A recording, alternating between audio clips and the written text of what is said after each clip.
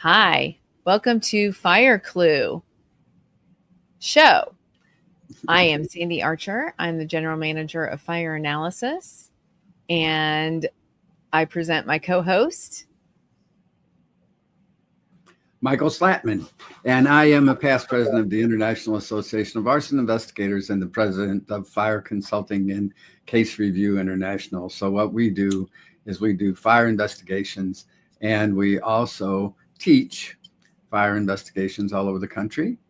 And we're lucky to have a great guest, and Sandy's going to talk about him. So we are very honored to have David True with us today. He is a renowned novelist, author, and also it's because he was writing about his experiences and from his career. And he was in the Army, he was an ATF agent, he was a security manager and investigator.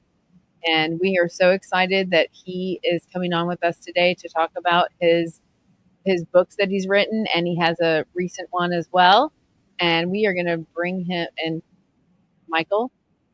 Yes, and so David is my friend. Full disclosure, he's my friend. We've worked together in many cases, and he was a supervising special agent for the ATF, and has worked all over the country. And we're going to talk about some of his cases, such as Oklahoma City and many others. So we'll just bring him on and let him tell you who he is and what he's doing. Okay. All right. Here he comes. Hello. Hello. Thanks for having me on. Yeah. Thank you for joining us today. We are so excited to talk to you about your novels that you've written and just all your experiences. So, Michael, what's your first question? Well, David, you just retired. When did you retire from ATF? 1997. And you worked for what? You worked for a trucking company, right? In security. Yeah. After that retirement, I worked at Yellow Roadway Trucking as a manager of all the Midwest properties of Yellow Freight Executive Security. Right, and you've been writing books too. You've written. Do you want us to? Because I have all your books, as you know, and I try to tell people about you all over the place. So now we're trying to get you worldwide exposure for your books. But do you want to talk about the books and what they were? So the first one was the Gangsters, Outlaws, and Mobsters, and I've got one of these, and you can hold it up if you want to, but this is more about your experiences in police and also the ATF. But you were first of all, you were a police officer. Well, tell us about your background. How did you get started in law enforcement? Yeah, I'd like to do that. That would help us as we move along here with this talk. Sure. My background started in the military, Army. I was drafted in '66, and I became a specialist in Explosives Ordnance Disposal, which gave me that background that propelled my career for the rest of my entire professional career. I was an Army ED guy, Explosive Ordnance and Disposal, more commonly known as Hurt Locker guys. And then I was stationed in Granite City, Illinois. And after that, I was a St. Louis police officer and then a homicide detective, stationed with the Bomb and Arson Unit. And then in 1971, ATF hired me to work for them initially in St. Louis, Missouri area, and all over the Midwest. And then in 76, I was transferred to Kansas City office. And that's where I carried out the rest of my career as a supervisor, and then back on as a field agent, handling cases throughout the United States and occasionally South America. So I have a question. Mike was also in St. Louis and then Kansas City. Did you guys meet each other then? When did you guys meet each other? As I recall, now we're going back a few years, as you know, I recall we met at one occasion, possibly at a seminar, but our friendship really developed and flourished when I got to Kansas City, and we were part of the Kansas City Arson Crime Commission that we set up. And there was a number of us like-minded fellows and ladies that promoted the Kansas City Arson Task Force. And that's where we were very involved with each other on that end of the career. And then the other end, professionally, with cases, we had several cases throughout the Midwest that we worked on. Okay. Yeah, I did not know that. Yeah, and our careers kind of paralleled. I was in the Air Police, and then I got out and went into police work in St. Louis County in the Munis, and then got into an arson detective, and then I moved out to Kansas City, and that's where we met David at the Kansas City Arson Task Force, which still goes on today. Claire McCaskill, the former senator, was part of that when she was a prosecutor in Jackson County. Now, David, so let's talk about your first book. Let's talk about the mobsters. Well, can I ask one question first? What made you decide that you wanted to become a writer of these stories, and how did you get into that first? Well, a few years ago, I got a call from headquarters, and the publisher contacted me that wanted to do the ATF memorable history of ATF. And he said, well, we learned you've got some pretty good cases. By the way, I call them adventures that I've had in my career. And I told them some of my stories, and they put it in that history book that included the Oklahoma City bombing and TWA Flight 800 and a couple of other selections that I picked out. And the main publisher said, you know, you got a lot of adventures. He even started joining me with that name. And he said, why don't you write a book? And I laughed and I said, well, I'm not an author. I'm a retired ATF agent. And he said, well, give it a try. If we like what you got, we'll publish it. I promise that. So I wrote a manuscript and had it edited out as best we could and delivered it to them. He called me in 2 days and he said, Dave, we're going to publish your book. And I said, well, Randy, I bought $450 worth of tapes on how to get published. And it says you got to send 10 manuscripts to 10 publishers before you get one read. You've had this book in 2 days and I'm getting published. He laughed. He says, yeah, in fact you are. And I said, well, I'm going to throw these tapes away. I don't think I need them anymore. It looks like. That's great. You know, that's a short story, but that's a truthful beginning on how I became an author. And now I've got 3 out that are selling very, very well. I'm happy to have them out. And I enjoyed doing the presentations throughout mainly Missouri now in the Midwest. Right. Well, David, when you were in St. Louis and particularly working with St. Louis PD and stuff like that, you were went undercover also, did you not? And working, or was that just with the ATF? Yeah, it actually started with the ATF. When I got hired in St. Louis, I thought it was going to be expressly for my explosive background and taking bomb apart and working bomb cases and arson. And my first assignment was to work undercover in Granite City and in Madison and St. Clair County, Illinois, 2 bad locations as an awful lot of criminal environment. And so I spent my time there, starting in Madison, Illinois. And little did I know it, but I was going to spend the next 5 years of my life off and on in an undercover capacity in those areas and beyond. Mm-hmm. So, okay, so let's talk about that book. There it is. And that's the Mobsters book. Now, this has got a lot of organized crime people here in it, doesn't it? Yes, it does. I started out, what I have to do is define what this title means. Gangsters I identify as anybody that's a criminal that was involved in gangs in the early 1900s. This book covers 100-year history of American crime and criminals. Oh. And then the outlaws I address about bank robbers, train robbers starting in the late 1800s.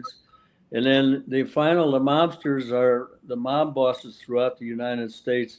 and I focused in on the ones in Missouri and St. Louis area and Kansas City area throughout these chapters, and I waxed back between two of them to bring in as much I can recall in my investigating the backgrounds of these characters, both men and women, and I found a fascination with tracing these guys, knowing I had worked on them personally and getting their complete history throughout their lives, their criminal lives. In fact of the matter is, you grew up in an area that had some of the mobsters that were growing up with you at the same time. Is that right? Yeah, I grew up in the inner city in St. Louis near the projects.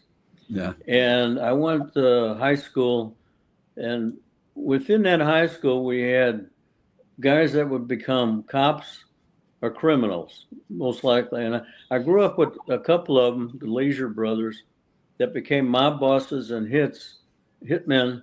One of the Leisures killed 8 people that we were aware of when we investigated. And Wow. his brother was a hitman for Paulie Leisure. Wow. That's So, amazing. Sandy, do you have something on? Well, no, I mean, you said you grew up in the inner city. Well, Mike, so did you. Was it close by that you guys lived? Oh, Or? no. He was south and I was north. I was in North St. Louis, and so I was more of a ghetto. I thought, kid. wow, okay, that's I interesting. could walk to the Mississippi River before he could get to Kings Highway. That's probably St. true. Louis jargon. Yeah, that's right. Nobody knows that but us. Anyway, so yeah, but it's true. I mean, strangely enough, we had the same kind of neighborhood. Our guys either became we became cops, gangsters, or priests. So the difference there you go. Okay. So Dave, were you able to interview any of them from your book? I mean, were they open to talk to you, or how did you do that? Well, I first started meeting some of them when I was working undercover in Madison County, Illinois. They had a couple over there, and I was posing as a small-time fence, and I had an old beat-up car, and in the trunk I would keep on the right handgun cases, rifle cases, and ammunition pouches, and I would meet all the taverns, all the bartenders first, and people that hung out there, mostly convicted felons, and they would come to my trunk and look at what I've got for sale in a very cheap dime on a dollar, and they'd say, "Oh, you sell guns?" I said, "No, actually, I got those cases so I can keep the guns, and that's for my mob buddies in St. Louis. I take the guns back to Missouri and St. Louis." Yeah, and Michael was holding up a picture there while I spoke. Yeah, there's I'm holding up a picture of you as in your undercover persona. Yeah, that's me in 1971, St. Lauis mugshot. Wow. So he had a little bit younger. Yeah, a little bit younger. and a little bit hairier. Anyway, so tell us. No, I mean that. So was there any ever danger? I mean, is there danger to you and your identity later, or are you able That's a good question, Sandy. I have a chapter in here entitled Close Encounters of the Dangerous Kind. It's a couple knife stabbings, a guy putting a knife at my throat in St. Louis on a night out in the town and took him down. And then in the Homer G. Phillips Hospital in St. Louis, 2 attempts on my back. And then several other ones, taking bombs apart. One I had in the 7th District in St. Louis. When we approached it, the face on the clock was ticking, but the face was gone. So I hurriedly told a cop, a buddy of mine, Jim Perot, I said, "Hey, hurry up and get me a can of, cut the top off, get me a can of oil." And he brought that, and it was on a stopwatch, on a watch, and I put that in there, and it stopped the mechanism from ticking. and operating. Then I was able to disarm the what turned out to be a fake bomb. Oh, But that was wow. scary, nevertheless. I was sweating, and it was in the heart of winter, December. Oof. Well, okay. So that's that. Let's talk about. We want to talk most about. I'm going to get to the next two books because they are all fire related and they're about some really important cases. But how do you get this? How do you going to get all these books, Dave? How do you? Well, you can. Yeah, that's a good question, Mike. You can get them on Amazon, or you can get them directly from me. And if I may, I'll give you my phone number and my email address that you can reach me. And I mail the books to you, and we speak and we connect what you're looking for, what you want. And I've got 3 books, as you know, so I call it my trilogy. And I've got known as the Trilogy Gang. We're good buyers and customers have bought all 3 of them. So I call them my Trilogy Gang. But it's Dave True. The phone number is area code 816. Well, hold on. Yeah, I tell you what, I will put it up there for you. She's going to actually put it up on the screen so they can look at it. So go ahead with, I'll put it up there for you because I do. Just why don't you say your email address and because I don't know that. All right. Well, I'll give you the phone number first. Okay. 816-914-5930. Okay. And the email address is True, TRUE, 02 at AOL.com. Okay, got it. All right, and we'll have it up there on the screen for you. Yeah, let me repeat that. No, I got it up on the screen for you. It's on the screen. It'll be rolling for you at the bottom. Can you see it? Fire guest today, Dave True, 816-914-5930. K True 02 at AOL. Very good. Thank you. Thank you. All right. There you go. And so the more that way, that'll save you repeating it later with the books. Now they're also on Amazon. Did you say you can get it on Amazon? Yes.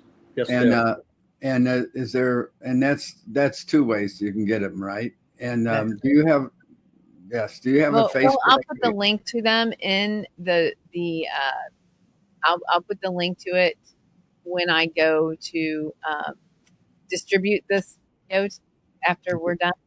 Yeah, I appreciate that. Thank you very much. Okay. Okay. So let's talk about your second book, Mystery of the 6 Crosses. That's this one. Now, I was involved in this case myself on the private side, and there it is. And this is about the explosion that killed the 6 Kansas City firefighters all at once, and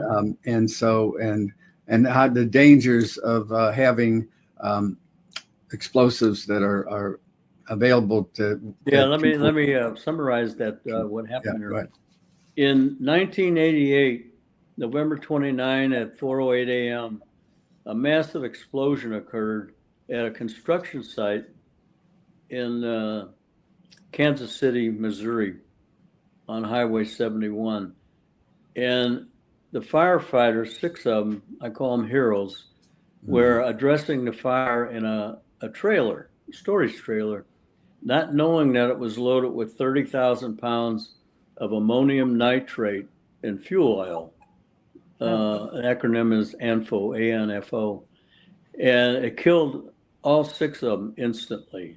As you can imagine, a tremendous blast. It was heard all over the Kansas City area, and it rumbled all the way to Warrensburg, Missouri, which is 30 miles away. And it broke windows, doors, shattered foundations. It was a tremendous blast. And 45 minutes later, a second trailer with 32,000 pounds of ANFO detonated. By then, the scene was all cleared away and a command post was set up in safe distance. And we started our investigation. And originally, I was assigned to work on one of the theories. We had 3 of them. The theories were Was it gangster related, ununionized employees at a union site, or was it local area gangsters that lived in the area known as Marlboro in Kansas City area? And then the third one was it the security guards that were guarding that involved in some fashion? We quickly got away from the two theories, and we stayed and focalized on the mob bosses, the mobsters in Marlboro. They were just street level criminals that were notorious in the neighborhoods, alcoholics, druggers, and all they did every day for a living was steal, and that was how they made their money. And they went up there to set the fire, to steal. They couldn't get in the trailers, and in spiteful manners, they set fire to the trailer underneath the brush under there, and the straw and hay that was under there, and it moved up into the trailers, and the trailer annealed, tipped on the front, and the compacting weight of the anvil caused the detonation, killing the 6 firefighters. Mm-hmm. Was there also a pickup truck right there that they burned in the area of one of the trailers? Yeah, Mike, they set fire to the construction site guard's pickup truck on 71 Highway as a distraction. And then they went down and set fire to the trailer. And then they ran to their houses, which were just within walking distance from this construction site area. And we focused on them. And 8 years and 3 months later, we got a jury conviction in '97. And that was on a Monday. And on Wednesday, I announced my retirement as a federal agent. Wow. And okay, so that's the story on that one. That's the story on that one. But the book goes into great detail about the investigation. You even looked at neo-Nazis. I remember that were in Illinois, and also looked at whether or not and he also made sure that the info was separate from the blasting caps because of the detonations, right? Yeah, it was obviously you would. They had an explosive bunker adjacent to the construction site. It's a HE bunker. It holds the blasting caps in one of them, and then the other one is the high explosives, whether it's initiators, whatever it might be. That was checked out by a firefighter, Luther Hurd, and he came back and said, those are locked up, they're safe. So they assumed that the bunkers, explosive bunkers, was what they were dealing with, away from the trailers they were addressing to put them out, not knowing there was ANFO in the trailers at the time. Well, what I think is the best thing that came out of it was the placarding. You want to talk about how thereafter the federal government required placarding. Is that correct, on the back of trailers and things, that semi-trailers? Yeah, that is true, Mike. As a result of this particular explosion and tragedy, they came out with a federal law requiring all trailers to be placarded in some fashion by federal law, designed to tell the people that approach it, the workers, the drivers, and on the truck docks throughout America, what was expected in that trailer, what would possibly could hold.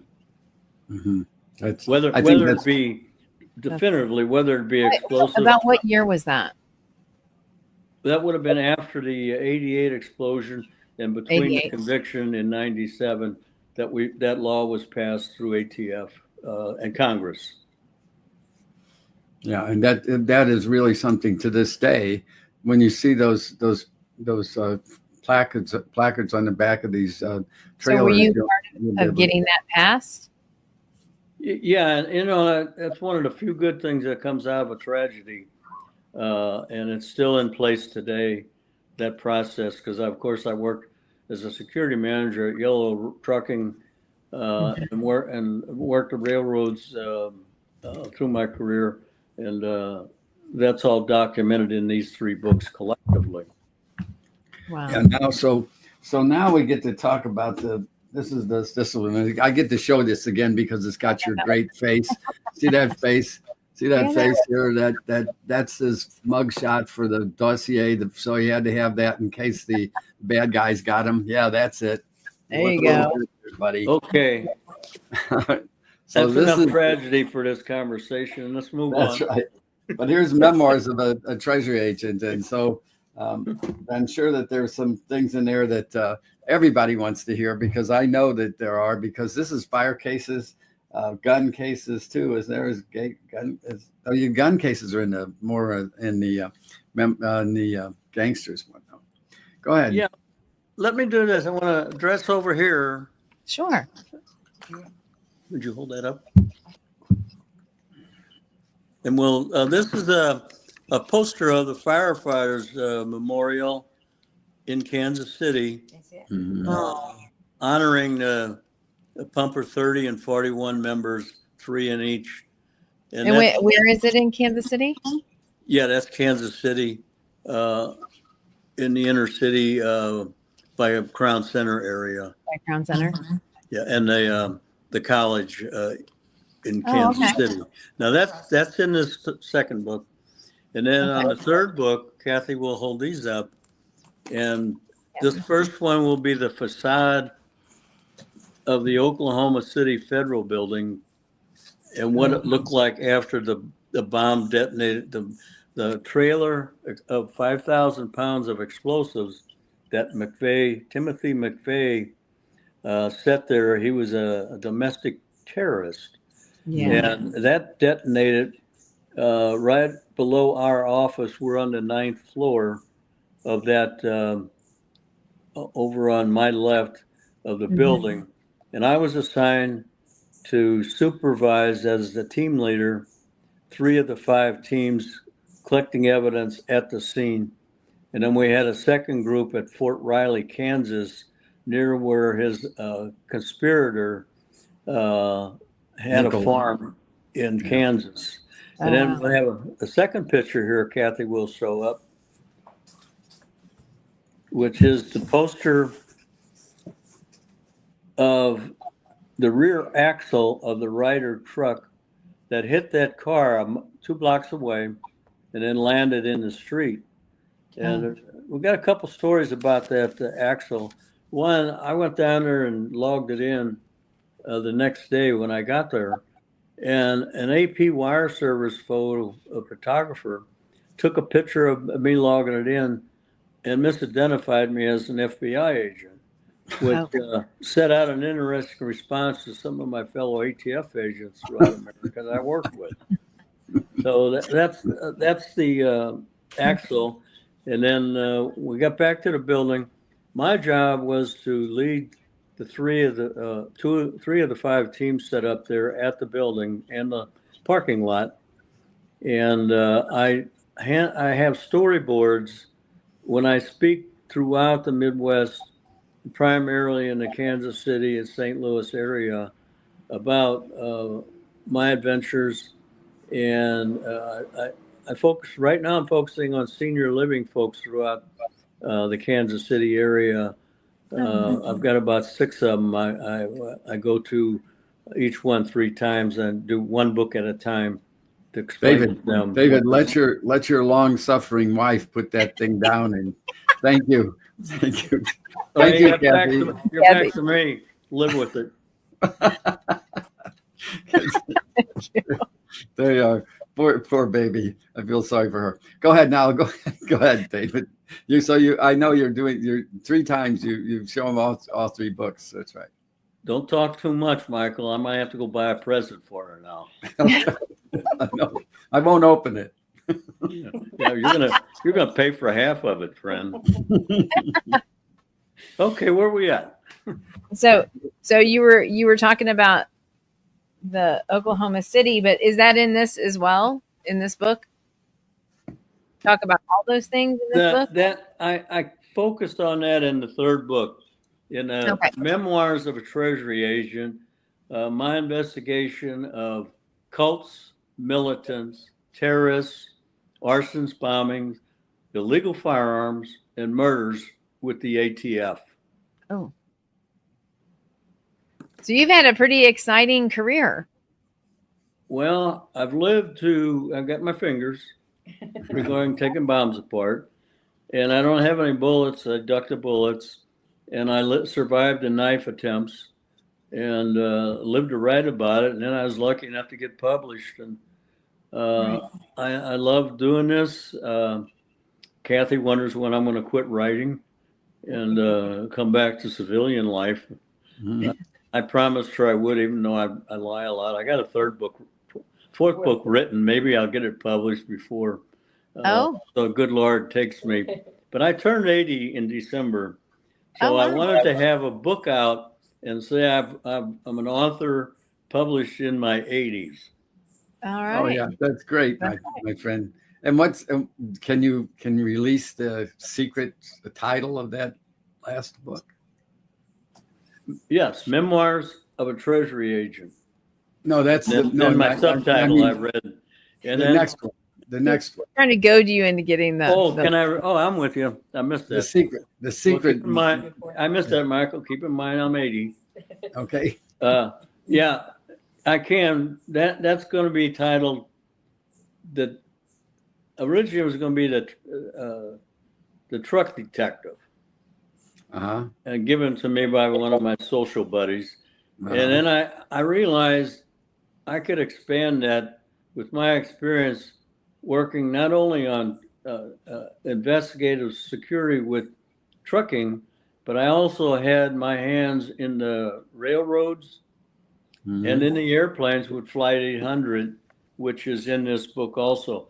My last chapter is the Oklahoma City bombing in detail. Talks about what we did, what ATF did, is all about ATF and how we focused on helping solve that case, including testifying at the trials after we put the case together for those years. And then it's the rest of my life throughout Americans. I even had an interesting case in South America that I enjoyed to investigate. It was a fire, if I could tell you about that. Yeah, sure. Okay, well, here's a summary of that. I was up in Iowa working on a trial, and we'd all finished testifying, and then went to closing arguments on two volunteer firefighters that were killed in a arson fire. And I got a call from headquarters that said, "Hey, you need to be in Guayaquil, Ecuador, Monday." And the U.S. attorney at the time became a federal judge, Linda Reed. She said, "Dave, you can go. We're done. You've testified. The jury's got it. We'll call you from down in Ecuador and give you the results of the ruling," which I learned later was guilty of killing two firefighters. And then we get down there, and I'm a little concerned because it's Guayaquil, Ecuador is below Colombia. And I didn't know what we was going to get into. And it turned out to be one of the most enjoyable trips I've taken in my adventures. And we got there and we were assigned to focus on a fire in a provincial drug vault. And all it had in there was drugs and metal file cabinets on each side of this narrow drug vault. And over the years, the methamphetamine we set between those trailers that were pushed back again and again back, and a fire erupted. So we got there and we had to wear masks. It's a very dangerous environment. And we cleared that out after a full 2 days. And as we're about to address the file cabinets, one started behind it. Something was arcing, was cracking and flashing. They've got a zip cord back there, an electric plug.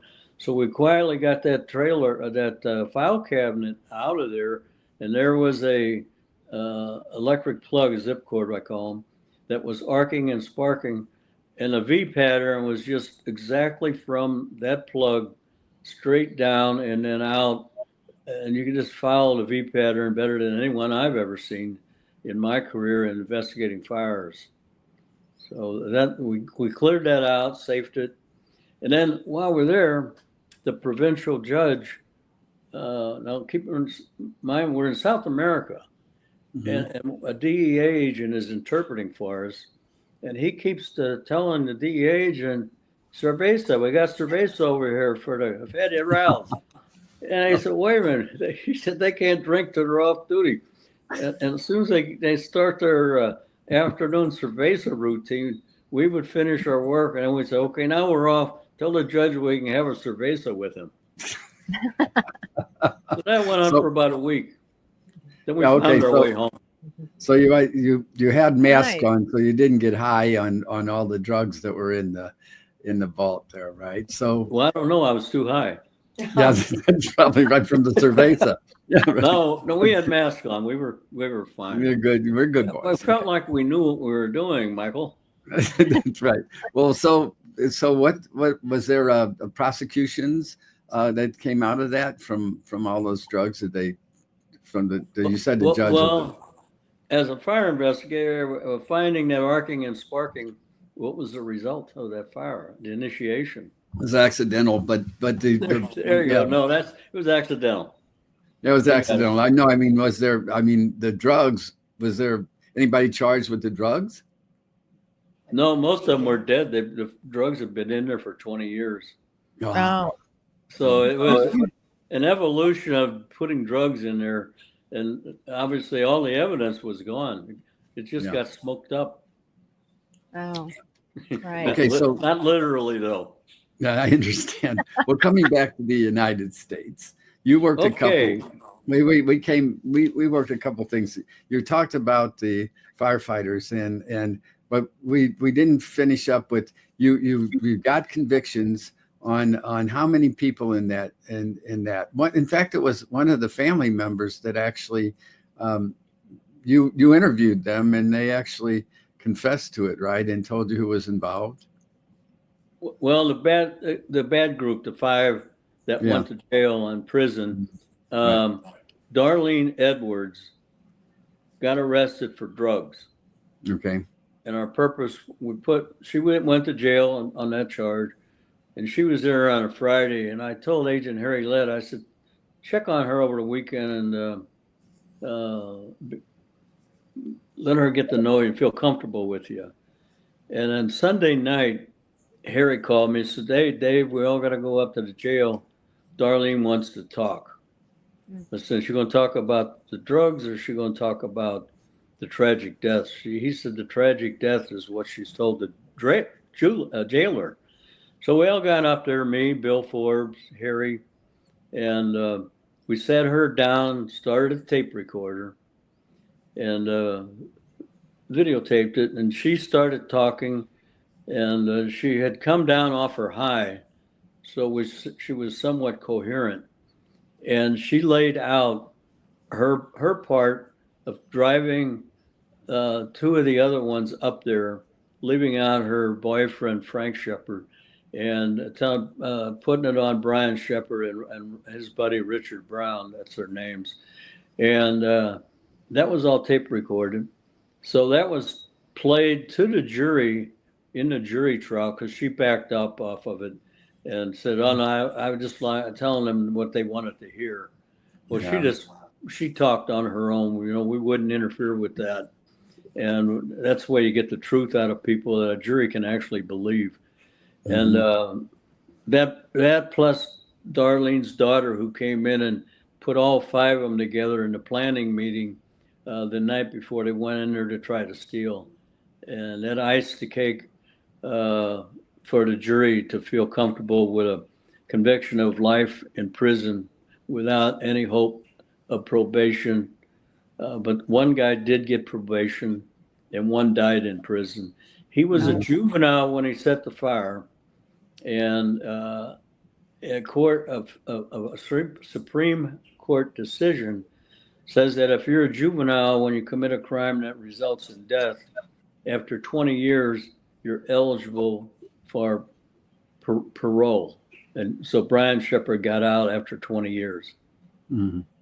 Yes. And okay. So And I was told that it's one of the motivations that they were not only they were stealing from the site and they had been run off by the security guards, so they were mad at them too. Is that correct? As one of the motivations?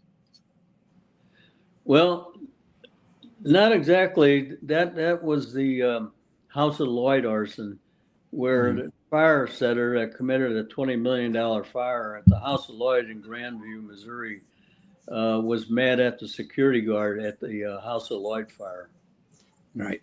Okay. So I was thinking about the other one. I had done an interview where a neighbor had said that they thought that they were mad at the. Now that's accurate. You know, we had neighbors that gave us good statements, and I know which one you're thinking about. That was next to Darlene's rented house. Yeah.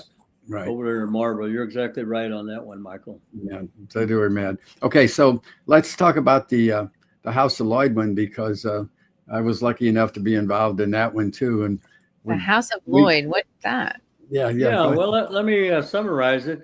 Michael was intimately involved in that, along with me as a federal agent. And the reason we could connect on something like that in 1987, in November, was because a law had been passed federally that certain things can be addressed between federal agents and private investigators, such as Mike. And we utilized that, which allowed us to communicate as we were processing through. And what we did there was we got to it, and tremendous fire. And when they addressed that and finally got it out, I brought a team in, and we started working the scene. And it was a difficult one because we had all these huge, very high holders of equipment, of supplies that was all internationally prepared straw and just stuff that would burn instantly. And those metal racks. Metal racks is what Mike's talking about. And then we learned we had a number of witnesses. So me and a Grandview police photographer videotaped the interviews that we did one at a time, what they seen and where they were standing. And they pointed out that one of the seasonal employees, Andrew Henson, had been seen near the area where the fire started. And so we took a cone and put a stick on it and their name to show us that we had 180 degrees around witnesses, various ones that saw Andrew Henson in that area. And then he tried to, on the way up the steps where the employees were seeing the fire before it really got out of hand and we were evacuated, he told the guard, "Now you got a cuss word, fire." And the guard that had let one of his employees go. Three of them went to drink buy alcohol at lunch. It was a daily routine. And when they came back, his friend was let go, seasonal employee, for drinking on the job. Oh. And that irritated Andrew Henson enough to set a fire, probably not knowing he was going to do $20 million worth of damage, which became out one of the two top industrial fires in the United States in 1987. Mm-hmm. Yeah, there was a large warehouse that had two sections, and the one that went off, the sprinkler system had not been completed. It was still under repair. I remember this, and it's still being put in, actually installed. And so that was another factor. And of course, like you said, the material that was ignited was like Christmas wreaths and all these things. That was a mail order. The House of Lloyd was a mail order business. I remember that. That's what I was wondering. I thought that maybe that's what it was. Very interesting fire. And it was very difficult to work. And we got a tremendous work out of everybody, including Michael and his assistants. And in the end, we went to jury trial 8 years, 3 months later. And But that one was actually 2-3 years. We went to trial, and I had an interesting question posed to me by the prosecutor Matt Whitworth, who later became a federal judge, and he said, "Dave, me and Marietta Parker aren't afraid to prosecute this case if you're not afraid to lose it." I said, "Well, let's let the jury decide." That's right. That's exactly Resulted right. in jury conviction. Yeah. Right, and it did. And how long did they get? How long Yeah. did they get? Yeah, Andrew did about 7 years, is my understanding. Wow. You know, in state, you don't always do the time you're sentenced to. You get off for good behavior if you happen to behave, which I found in the Missouri prison, which they called the Big House. There's a couple things happening there. One, everybody that goes in there that I was aware of and wrote about went immediately back to the life of crime. Wow. So that's one of the two. And give me a few moments, maybe I'll think of the second one. So, I mean, obviously he didn't pay anything out of that, right? I mean, no, he had no money. right. I was gonna say. That's another thing. You don't get. There's only one case that I'm familiar with that I was part of, and that's in the fourth book, Michael, Sandy. Oh, okay. And that is one of our employees at Yellow Roadway Trucking, and I'll wax to that and give a little bit away. I will move up to it. He had his hands on writing and approving checks. Well, he improved enough checks over 5 years to steal $6 million from Yellow Roadway Trucking. Oh, wow. And I caught that case, investigated it. After he was identified, after all those years, I said, you need to do a fact record. Factor, and you need to have two people approve any one check. Uh-huh. And they only had one. And you can see when you have that opportunity, the thing of theft hits you right away. Well, he did 6 million, and through the insurance policy, I worked in such a way with Secret Service, we got all 6 million back, and it went to Yellow Freight in a form of one check, which shot their stocks up pretty high in one day.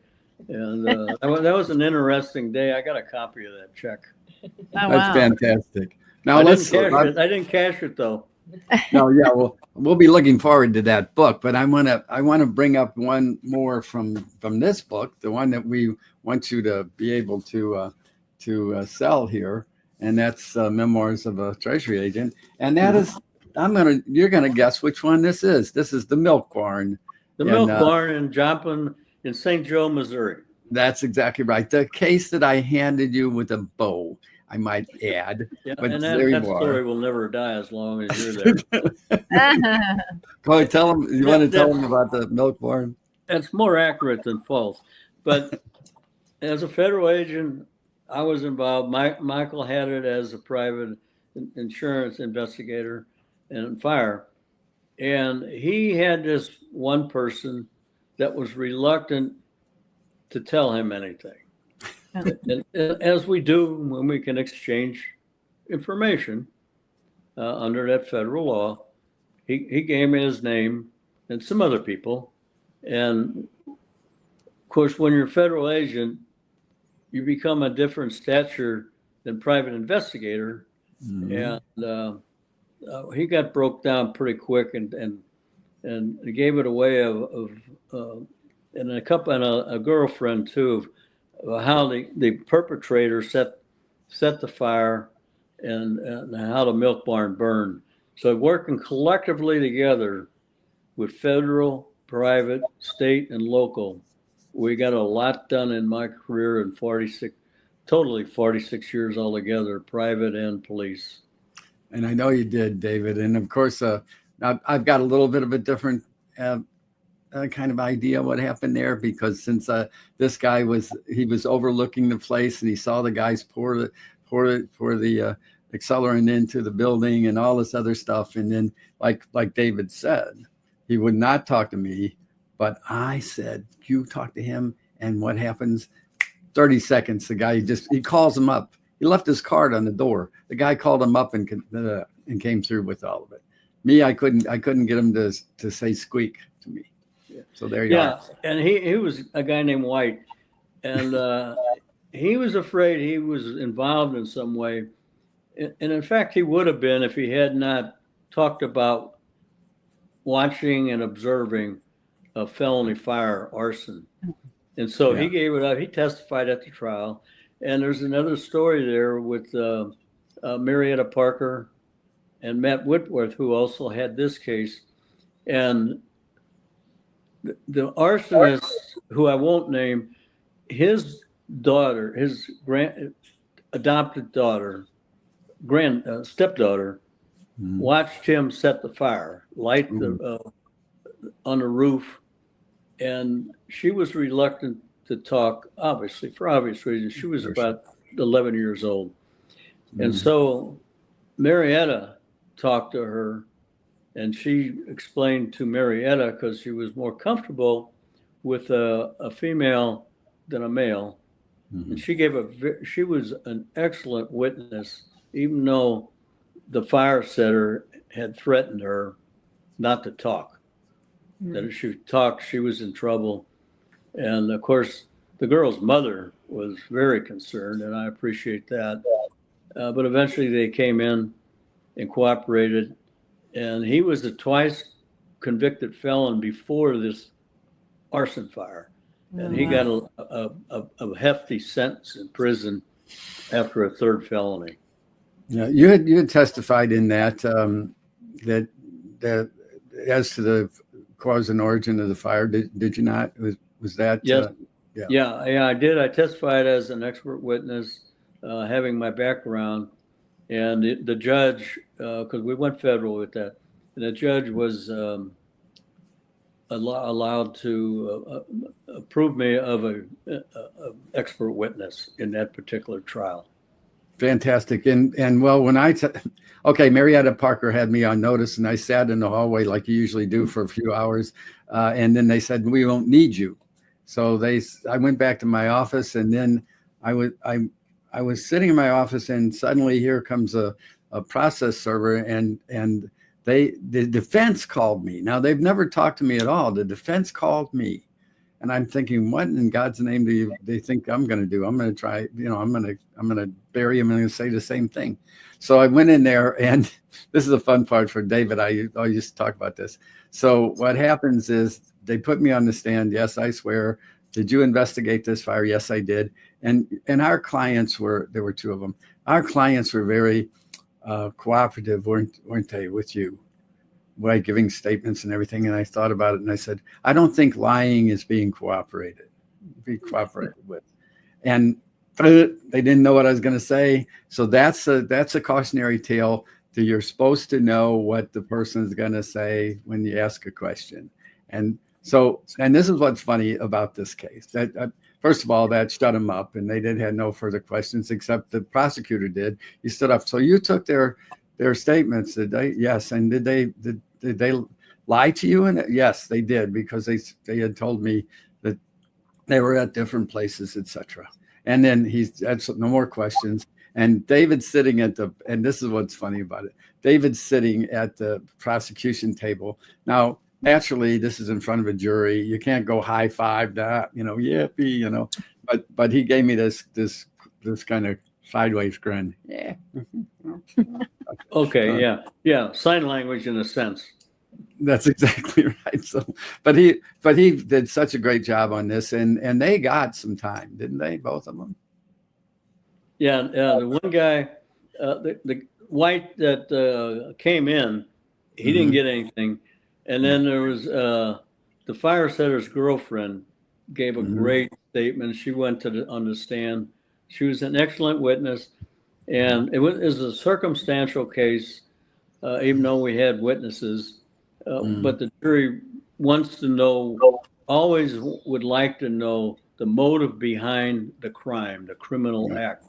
And anytime we can put in the motive through witnesses, I had another one early in my career that I'll talk about if we have time.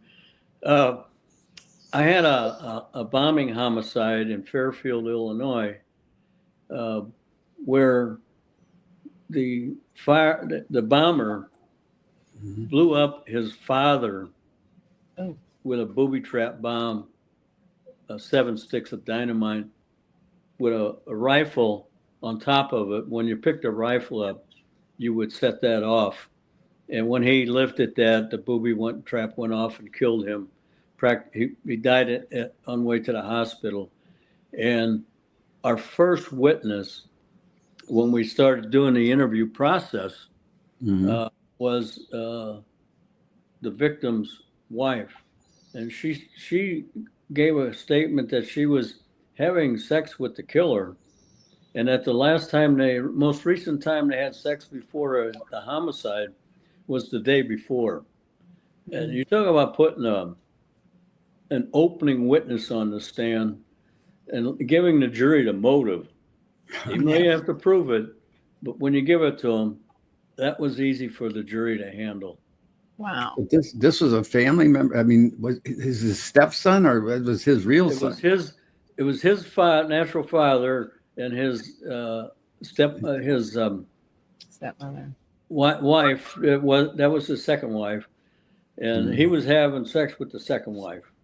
Oh my God! So That was the motive. yeah, yeah. Well, that's and I think the jury kind of went for that immediately. So I have a question for both of you. How? I mean, not that I want to give any. I know that we don't give away any inside information, but have you ever had someone that you investigated or interviewed and you knew they were lying, but you couldn't really tell by their facial what they were doing or how they were acting, and you couldn't prove? Do you mean have we ever bought a story that was not real, and then later found out that they were lying to us and came back to them? Yes. Yeah. That's anybody that says they're infallible and knows everything. Now, hopefully, you keep that to a minimum. That you go for but you can have a bad day and you can go for the wrong story and then find out later it's that you went for it and then come back and confront them and generally it works out well. And I've had people. David has more people. As a police detective, I had a lot of people confess to me. As a private investigator, I haven't had as many, but I've had a few still. And but David's had far more. He was known as a magnificent interviewer. So Dave, then that springboards me into the question, Dave. So how do you put somebody you're interviewing at ease, like to trust you or to open up to you? I mean, is there a certain way that you do that, or? Yes, there is, and I'll detail that to you so that it's clear. At the federal level, ATF wanted me to write the interviewing techniques for the entire agency at Academy at Glencoe, Georgia, FLETC. And so they sent me to every interviewing school that was known in America to prepare for putting that together. And one of them was how to detect facial recognition when you can find the lies behind the faces. And that was Andre Avian Sapar in Phoenix, Arizona. That I spent a week with him. And then he helped me with 2 cases where he said, this person's lying and here's why, through facial recognition. Now there's a great example of Mike's question that was presented. And that's good why 2 people are talking, and not simultaneously, but giving the other person a springboard to think about something that may not come up through that second person. And that really creates more good answers for the interviewer, Sandy, like yourself, to make a decent podcast, as I hope we're doing today. I think we are. And by the way, I learned a lot from my interactions with David, and I teach a course, and that's what he's talking about: body language, nonverbal cues of deception, things of that nature. And we taught these all over the place. David is still out there going to seminars, and so am I. I'm teaching, and in fact of the matter is, we're going to Israel soon to speak to their Tel Aviv Bar Association and teach the judges. So a lot of things I've learned in cooperation with David, and I already knew how to drink beer, but I would have learned that for sure. Okay. Well, you guys are proving 80 is the new 60. So there you go. Yeah, that's what it is. 80s the new 60s, and I'm not quite there yet, but I'm working on it. I know you're not. I didn't say you were. Yeah, okay. But anyway, no, see, I don't mind that, because see, my body still, I just got married a year ago, so everything's working. So there you go. Oh my. David. And I've congratulated him before. Yes, you did. And thank you very much, David. This is not my dating show. I do a dating show, but this is not it. And I said a prayer for the new wife. And thank you. Tell me, is there anything you'd like to say in conclusion to the audience here? Well, I think we've handled quite a bit in a short period of time, and there's always more that you wish you could have got in, and I'll find that as soon as I get off with you folks. The new book comes out, then there'll be another interview. So that fourth book will have everything in, other than some of the secrets I gave away here on this talk. And I want you folks to have a good time in Israel. And I hope you can show this tape over there, possibly. We might. Absolutely. And I put the information to get his books again on the bottom of the screen. And plus, I will have more information at the end of the show. That's great. And I enjoyed this, as I always do. And Mike's right. I just did a senior living home Friday, and I did went and visited one yesterday. I always like to know where they're at before I go, one in Martin City, and I'm doing that one next Monday. And I'm really focusing on senior living, because being 80 years old, they actually understand what I'm saying. Well, hey, I do have a question. Last question from me. There's never a last question, Andy. Do you have like a book club that people, read your books and meet and discuss your books? Do you have anything like that? We have. I did one recently with a book club in Lakewood, where I live here in Lee Summit, Missouri. And there's book clubs. I've learned there's book clubs, and usually they're smaller groups. They're a group of 5-10 people that get together, and they go from house to house and enjoy each other's. And they each one of them, each time might do one particular book, or two of them might do what book they read, and then they share that. And through that, I've had some people buy my books through those gatherings. So yeah, I'm very familiar with the book clubs of America. Okay. Well, my last question is this. I know you have some storyboards that you put up at seminars and things of that nature. Are you open to having like IAA, International Association of Arson Investigators chapters, contact you to speak about your books, or to be there or sell your books or anything like that? Yeah, we've done that through the years. I've been a member of IAAI International since the beginning. I went to your inauguration in St. Louis back in 2001 or 2, I believe.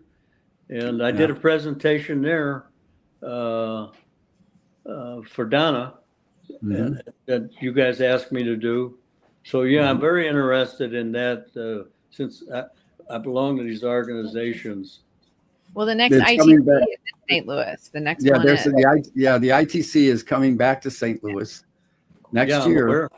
Yeah, and I'll be there, and I'll be there. You were there when I was sworn in 2004. 2000.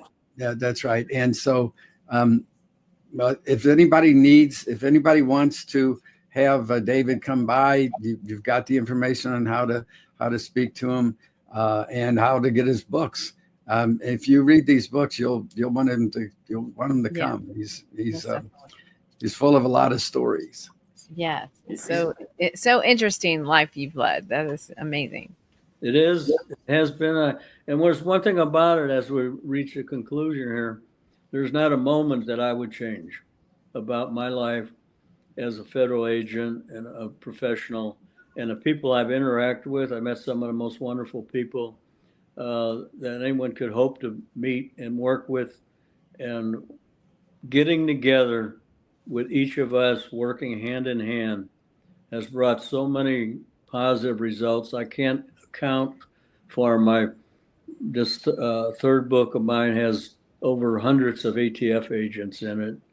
And I try to name everyone I can remember and make sure they're in the book by name and documented. Right. Memoirs of a Treasury Agent. Here it is. Great. Thank you. Thank you, David. Thank you for being here. Thank your lovely wife for holding up the boards and staying with We me. nodded. She nodded. Thank you. Thank And you. I appreciate this. I guess we're getting close to time, I would imagine. This is it. Yes. Okay, well, Yep. then Thank you so much for being our guest today. And like I said, we'll put some links in here to his Amazon, and then as you saw scrolling on how you can contact him directly to order his books.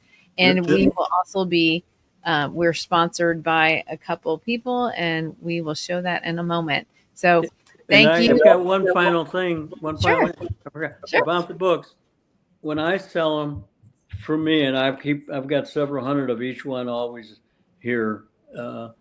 I sign every book I sell, and then I personalize it to who it's going to, whether it's a gift, whether it's the individual person, husband and wife. I detail that. I'm very attuned to getting it right when you sign a book. That's great. Yeah, I have one that says my name on it from you. So thank you so much. Thanks for the commercial. All right. You're welcome. All right. We will see you guys next time on Fire Clue. Thank you. Goodbye, everybody. Bye-bye. Goodbye.